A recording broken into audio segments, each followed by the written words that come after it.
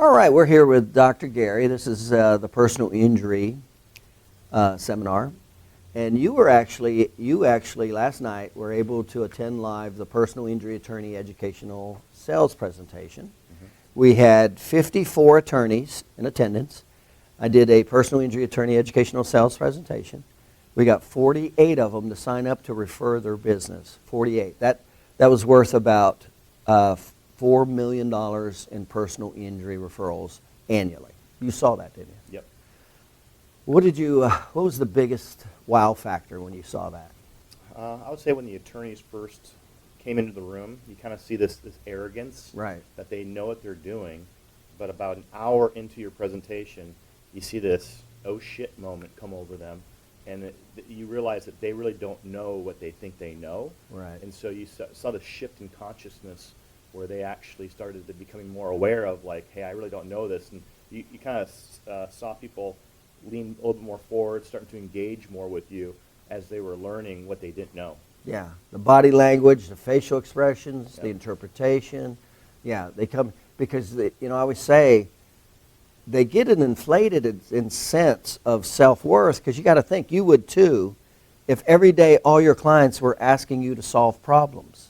You would naturally get a fake sense of self-worth that you know a lot more than you do. And so that's what happens with these attorneys, with these personal injury attorneys.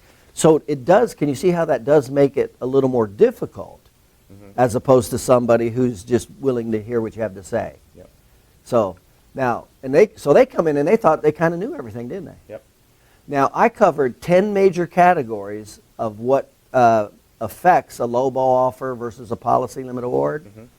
Mm-hmm. Do you remember the total when I finished all 10? Mm-hmm. Do you remember how many of them had all 10 of them, or what number they had? I mean, the average attorney only is getting around 2 or 3 of those 10 necessary items to get a high ball offer. Right. So, there was only 3 out of all 10 categories. And then remember, these guys have been in practice a long time. There was nobody over 4 or more, were they? No. There was a small group of 6 yeah.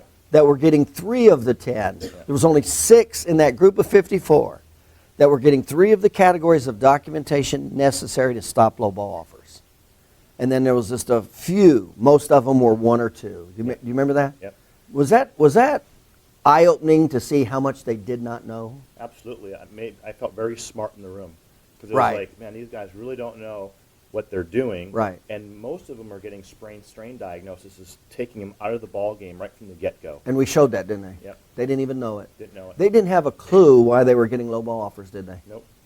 How quickly did I show them why they were getting low ball offers? How quickly were they able to see it when I explained it? Within the first 15, 20 minutes, I think the realizations are coming in Right. when you just hit the first category of the diagnosis. Right, right.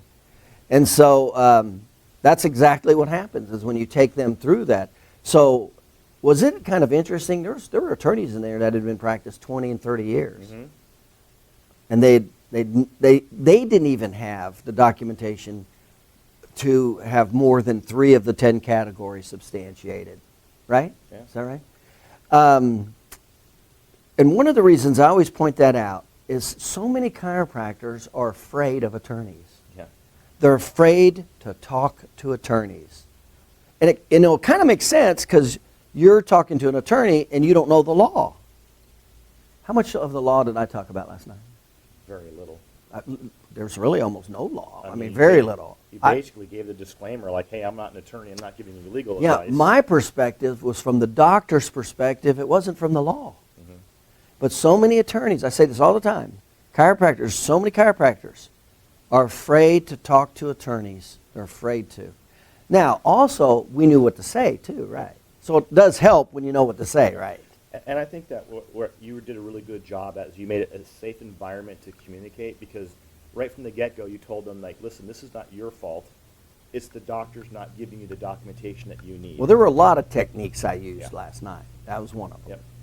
But how cogent was from step to step, how cogent was all those subjects as we put them together? In other words, can you see how easy that whole outline is you could do? Absolutely. Because all you had to do is follow that bullet point that I had, didn't Yeah. you? Yeah. Cookie cutter. Right. Wasn't simple. it just absolutely eye-awakening Mhm. that so many attorneys, number one, were not getting the documentation, and so many of them were getting low ball offers, and they didn't even know it. They were in a state of unconscious incompetence. They did not even know it Mhm. until we did that presentation. Yep. And then, of course, when we were done, what was their only solution when we were done? Got to refer. To who? They got to refer to. They got to refer to us. Yep. That was the only solution. That was their only way out to stop low ball offers and get what they want. Yep. They had nowhere to go except that, did they? Yep. That's the way we want it. Yeah. Well And done. that's why we get the business. Yep. Yeah, thanks.